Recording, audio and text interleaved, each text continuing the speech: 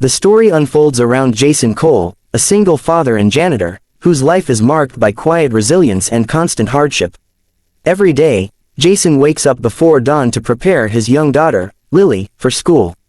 He packs her lunch with the same care he once reserved for his late wife, who died 3 years earlier from cancer. The pain of loss still lingers, but he channels that grief into love for Lily. After dropping her off, he heads to his night shift at the Grayson Rehabilitation Center, where he cleans the very hallways that echo with the pain of patients trying to heal, some physically, some emotionally. Jason is an unassuming figure. He doesn't speak much unless spoken to, and he keeps his head down. But those who take the time to notice him see a man who wipes down walls with the same attention he gives to his daughter's scraped knees, careful, thoughtful, and deliberate. There's dignity in how he carries his mop and bucket, a kind of grace that doesn't need to be announced. His life, while difficult, is filled with quiet purpose. He finds joy in Lily's drawings on the fridge, in the second-hand books he reads to her at bedtime, in her giggles when he mispronounces words on purpose. That joy, however small, keeps him going. His world is simple, but it's rich in love and meaning. Then comes Celeste Grayson. She arrives at the center not as a patient anyone expects to see humbled. A billionaire born into legacy and control, she is used to commanding attention, not needing help. But a car accident, the kind that changes the course of lives in seconds, renders her unable to walk. Suddenly she is a prisoner in her own body, and worse, in a place filled with strangers who do not know her world of power. Celeste does not adjust well. She lashes out, at nurses, doctors, therapists. In Jason, her pride, bruised and raging, becomes armor. She makes it clear she wants no pity, no kindness. When Jason tries to make small talk as he mops outside her room, she cuts him off coldly. When he offers her a tissue during a therapy session that leaves her frustrated and in tears, she hurls it across the room. "What do you know about this?" she snaps. "You're just a janitor." Jason does not flinch. He simply replies, "You're right. I am, but I also know what it's like to feel stuck in a place you didn't ask to be in." Her laughter is harsh. She mocks the idea that someone like him, poor, lowly, invisible, could understand her world. But that moment stays with her. Late at night, alone in her room, Celeste thinks about it.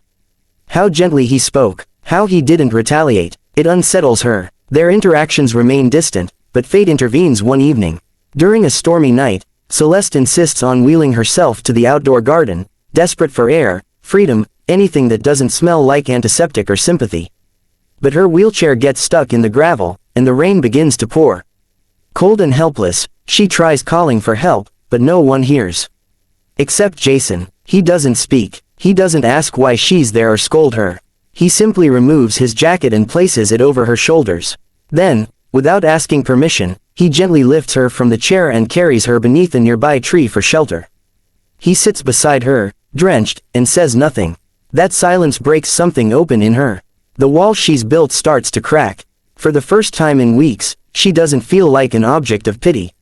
She feels seen, not as a billionaire, not as a patient, but as a woman who is simply scared. And in that safety, under that tree, she lets herself cry. It's the beginning of her transformation. Jason never brings it up again. He goes back to cleaning, never acting differently. But something shifts. She begins greeting him, then thanking him, then listening to him. During therapy, he starts volunteering to help, saying things like, "One more step. You're stronger than you think." And when she falters, he's there, not pushing, not pulling, just believing. Celeste begins to open up. She learns Jason lost his wife, that he works 2 jobs to give Lily a better life. She listens to stories of late-night grocery runs and birthday parties with homemade decorations. She laughs when he tells her how Lily calls him, Superdad, and cries when she realizes how invisible a man like him is in a world that worships wealth. As weeks pass, Celeste begins progressing in therapy. Small steps at first, a twitch in the foot, then a slight lift of the leg. With every milestone, Jason is there. Not as a doctor, not as a hero, just as a man who believes in what others overlook. Their bond deepens, not romantically, but emotionally. She, who once thought money could buy everything, now sees that the things that truly matter, kindness, hope, resilience, cannot be bought. One day, she finally stands between the parallel bars, her hands trembling, sweat beading on her forehead. Jason and Lily are watching. Celeste locks eyes with them. She takes one shaky step, then another. When she stumbles, Jason catches her.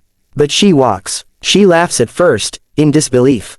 Then she cries, not because she can walk again, but because she understands what it means to be carried not by hands, but by belief. His belief, his strength, and in that moment, she is changed forever. The heart of this story lies in the striking contrast between two characters who seem to belong to opposite worlds. On one side is Jason Cole, a janitor and single father, who lives paycheck to paycheck, scraping together just enough to care for his young daughter. On the other side is Celeste Grayson, a paralyzed billionaire heiress whose life has always been defined by control, luxury, and privilege. Their worlds were never meant to collide, until they do, and when they do, something extraordinary unfolds. Jason's life is built on invisible sacrifices. His day begins before the sun rises, making breakfast out of whatever is left in the fridge, tying his daughter Lily's shoelaces while making sure she doesn't notice the worry in his eyes. He goes to work at a job few notice and fewer respect, pushing a mop down endless hallways in a place where everyone is trying to get better except him. His wounds are internal: grief from losing his wife, fear of failing as a father, exhaustion from carrying too much alone, but he carries them quietly. He never complains. No one applauds him for showing up every day, and he doesn't expect them to. He does it because he has to. Because love doesn't wait for comfort or wealth. In contrast, Celeste Grayson has always had everything the world says matters. Born into wealth, she attended elite schools, traveled the world, and sat in executive boardrooms before most people her age had finished college. She had drivers, assistants, and security. Her signature on a document could move millions. She wasn't just privileged, she was powerful. Yet, beneath all the status and wealth, there was a disconnect, one that even she didn't fully recognize. She was admired, feared, even envied, but not known. Her world was full of transactions, not relationships. Comfort surrounded her, but connection eluded her. When the accident took her ability to walk, the world she had carefully constructed began to collapse. Suddenly, no amount of money could buy her mobility, and no title could erase her vulnerability. The staff at the rehabilitation center were respectful, but she could sense the pity behind their smiles. Her old life had trained her to be self-reliant, to never show weakness, to use sarcasm and sharpness as shields. Now, in a wheelchair and completely dependent on others, she felt powerless for the first time in her life. That powerlessness turned to rage, and she began lashing out. Nurses couldn't do anything right. Therapists didn't push hard enough. Even the food was beneath her. But her harshest scorn was reserved for Jason. She saw him as the embodiment of everything she feared, a life with no prestige, no power, no way up. He was just a janitor. To her, he represented failure. She mocked his kindness. She sneered at his simplicity. When he said something encouraging during her therapy session, she ridiculed him. "You're not a doctor. You clean toilets." Her words were meant to wound, and they did.